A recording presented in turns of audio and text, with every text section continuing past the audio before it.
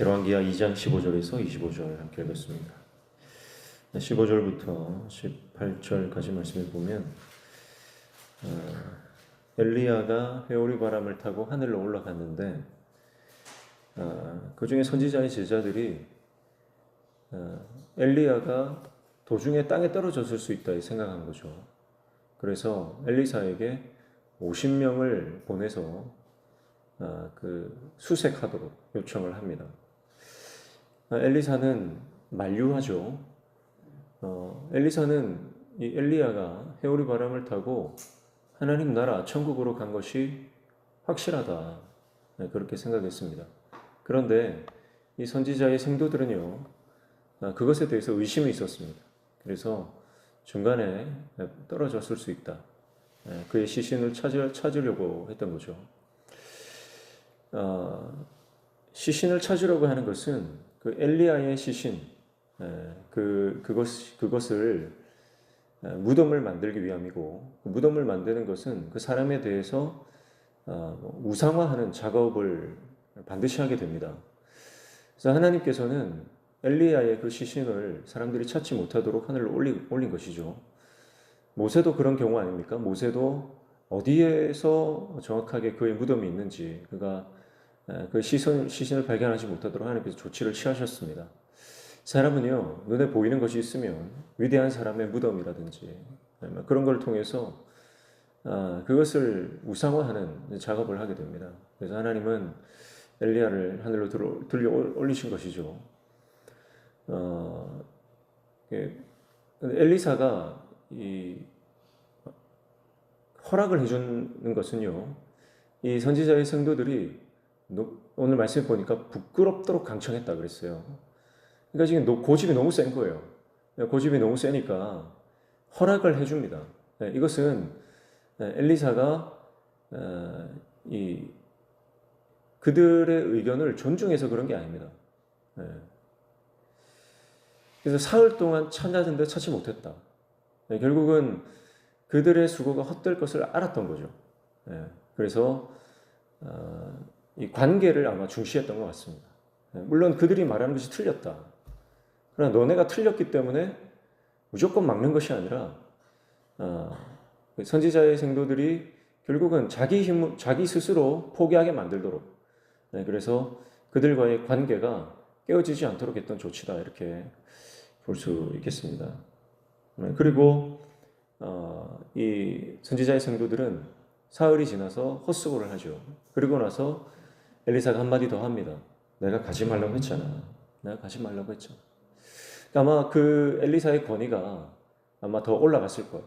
그리고 이 엘리사의 리더십이라고 하는 것은 무조건 강압적으로 명령, 상명, 하복하는 그런 리더십이 아니라 들어주고, 그리고 교정해 나가고, 또 잘못한 것이 있으면 기다려주고, 또 수정해주는 그런 리더십으로 볼 수가 있겠습니다. 참 교회에서도 그렇습니다. 교회에서도요, 한번 고집 부리는 사람 참 말리기 힘들거든요. 그럼 그때는 뜯어 말린다고 되는 게 아니라 기다려주는 거예요. 기다려주면 자기 풀에 지치고 스스로 깨닫게 되는 때가 있습니다. 그때까지 기다려주는 거 참 힘들죠. 그러나 기다려줘야 됩니다. 그래서 기다려주고 기도해주고, 그리고 그 의견을 묵살하는 것이 아니라 들어주는 것. 그리고 나서 그의 삶이나 태도가 교정되고 나서 오히려 관계가 더욱 돈독해지고 리더십이 더 확고해지는 그런 일들이 있다는 것입니다. 그래서 교회 안에서 특별히 리더의 위치에 있는 분들은요, 기다려주는 게 필요합니다. 기다려주셔야 됩니다. 기다리지 못하는 것이 굉장히 관계를 어렵게 만들고 교회를 분열하게 하는 경우가 많습니다. 가정도 마찬가지죠. 자녀들이 성숙하지 못하잖아요. 기다려주는 거예요. 기다려주고, 지지해주고, 들어주고. 그것이 엘리사의 리더십이다라고 하는 것을 보게 됩니다. 19절부터 22절까지는 여리고의 물을 고쳐주죠. 여리고는 위치가 참 좋지만 물이 나빠서 토지의 소산들이 별로 열매를 많이 맺지 못합니다. 그래서 여리고 사람들이 엘리사에게 사람을 보내서 물을 좀 고쳐달라. 엘리사가 소금을 취해서 그 소금을 뿌리는 거예요. 물의 근원으로. 그랬더니 그 여리고의 물이 맑아졌다. 깨끗한 물이 됐다. 여리고는 물이 좋은데 왜 물이 좋으냐? 엘리사가 과거에 하나님의 기적을 베풀었다. 여러분 생각해 보십시오. 우리 가정이나 교회에 믿음이 참 좋다. 신앙의 전통이 너무 좋다. 그게 언제부터 시작됐느냐? 그때 누군가가 믿음으로 기도했기 때문이다. 그때 우리 선대, 우리 아버지가, 우리 어머니가, 우리 할머니가, 우리 할아버지가 믿음으로 순교의 삶을 살았기 때문이다. 그렇다면 얼마나 그것이 감사한 일이 될까요? 만약 지금 우리 가정이나 우리 공동체에 어떤 좋지 못한 영적인 흐름이 있다면 나를 통해서 회복되는 역사가 있기를 축복합니다. 그래서 이후에 우리의 후손들이 우리는 어떻게 이렇게 믿음의 가정이 되었나? 어떻게 우리는 이렇게 믿음의 가문이 되었나? 물을 때 그들이 우리의 이름을 거론하면서 그때 우리 아버지가, 그때 우리 어머니가, 그때 우리 할머니가 그렇게 믿음으로 살고 눈물로 기도하고 그때부터 우리 가정이 믿음으로 회복되기 시작했다. 영적으로 우리 가정에 이 생수가 터져나오기 시작했다. 그렇게 고백한다면 여러분 우리가 헛산 게 아니잖아요. 저는 이 엘리사의 이 물의 근원을 고치는 기적을 보면서 그런 생각이 들었어요. 오늘 저와 여러분이 엘리사처럼 우리 삶에 있는 나쁜 물의 근원을 고치는 기적의 주인공 되시기를 축복합니다. 23절부터 마지막 절까지는 이 엘리사를 조롱하는 아이들, 이 아이들이 저주로 암콤에게 찢겨 죽는 40명이나 되는 아이들이 저주로 죽는 사건이 발생합니다. 굉장히 끔찍하고 일어나서는 안 될 일들이 일어났습니다. 아이들이 엘리사를 보면서 대머리라고 놀리죠. 대머리에 올라가라. 대머리에 올라가라. 엘리사가 원래부터 대머리였다는 설도 있고요. 그 엘리야의 죽음을 슬퍼하여 머리를 밀었다. 그런 이야기도 있습니다. 어쨌든 아이들이 엘리사를 보니까 이제 꼴이 좀 우스운 거죠. 그래서 대머리여 올라가라. 엘리야가 하늘로 올라간 것처럼 당신도 올라가라. 쉽게 말해서 좀 속된 말로 욕설을 하는 겁니다.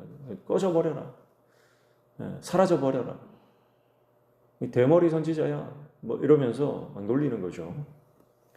이건 뭘 말하냐면 이 베델에 있었던 하나님의 사람을 멸시하고 존중하지 않던 당시의 영적인 상태를 말하는 것입니다. 아이들조차 하나님의 종을 무시하고 놀렸다는 것은 당시에 그 베델이라고 하는 그 지역의 영적인 상태가 아주 타락했다는 걸 말해주는 거죠. 그리고 이것은 이스라엘 전체적인 문제일 것입니다.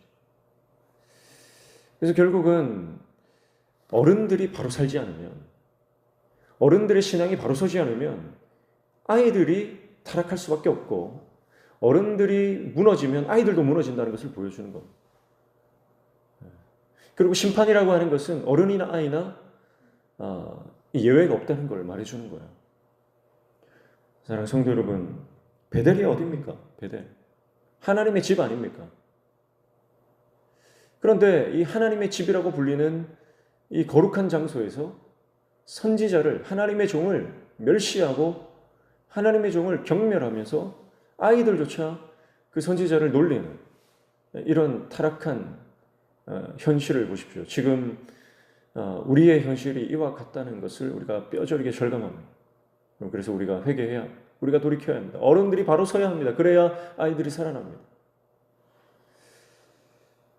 아이들이 저주를 받는 이런 참혹한 일들이 일어나서는 안 될 것입니다. 오늘 저와 여러분이 믿음으로 아이들을 살리고 다음 세대를 일으켜 세우는 하나님의 종들 되시기를 축복합니다. 그래서 오늘 말씀에 보면 여리고에서는 생명의 그 근원이라고 할 수 있는 이 물의 근원이 회복되는 역사가 일어났는가 하면 베델에서는 아이들이 죽어나가는 이 저주의 사건이 일어나는 것을 볼 수가 있습니다. 여러분, 오늘 저와 여러분이 말씀 안에 온전히 거함으로, 하나님 말씀에 순종함으로 생명의 역사가 일어나는 우리의 삶이 되기를 축복합니다. 저주의 역사가 아니라 생명의 역사, 축복의 역사, 기적의 역사, 그 주인공 다 되시기를 주님의 이름으로 축복합니다. 오늘 주님 말씀 순종하면서 성령님과 동행하면서 그 은혜를 저와 여러분 심령 안에, 가정 안에, 교회 안에 마음껏 누리는 은혜가 있기를 주님의 이름으로 축복합니다. 기도하겠습니다. 하나님 아버지, 우리의 삶에 하나님의 역사가 있기를 간구합니다.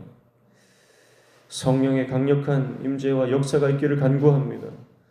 주님, 우리를 통해서 죽어가는 것들이 살아나고 저주의 역사가 생명의 역사로 바뀌는 일들이 일어나게 도와 주시옵소서.